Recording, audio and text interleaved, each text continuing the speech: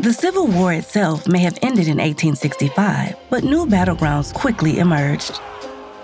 What would American democracy look like without slavery? What rights would Black Americans now enjoy? Several amendments to the Constitution, approved during the period after the war known as Reconstruction, tried to answer those questions. In 1870, the 15th Amendment extended voting protection to men of all colors, North and South, and it gave a new birth of freedom to those who had recently been enslaved. However, the 15th Amendment didn't include Black women or women of any other color. Before the Civil War, abolitionists and supporters of women's rights had been close allies and fought together for justice.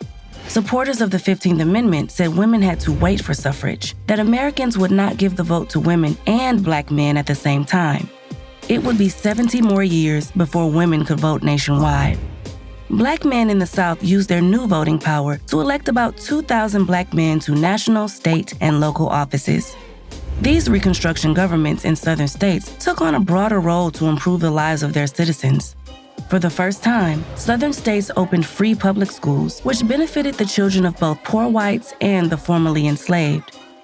Black and white voters in the South helped create a vision of interracial democracy, a more perfect union where all people work together. But white outlaw groups would not tolerate Black equality. They formed organizations like the Ku Klux Klan, KKK, to murder and terrorize Black people for voting. Federal troops tried to suppress such violence over and over again. After the 1876 presidential election, in which electoral votes in the South were contested, the political parties struck a deal. Known as the Compromise of 1877, it gave the election to Republicans if they agreed to remove troops protecting Black Americans in the South.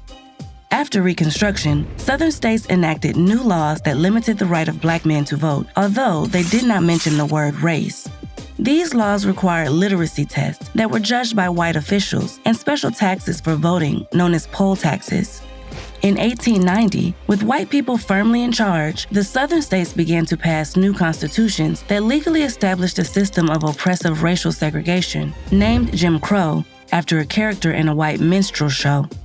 Waves of violence against Black Americans also prevented them from voting. After World War II ended in 1945, Black veterans fought for equal rights at home. In the South, Black men and women led voter registration drives in the face of violent opposition. Their sacrifices of blood and tears resulted in the Voting Rights Act of 1965, a federal law that forbade discriminatory practices. Almost 100 years after it was ratified, the 15th Amendment once again began to have real effect. How was the 15th Amendment an essential step in creating a more perfect union?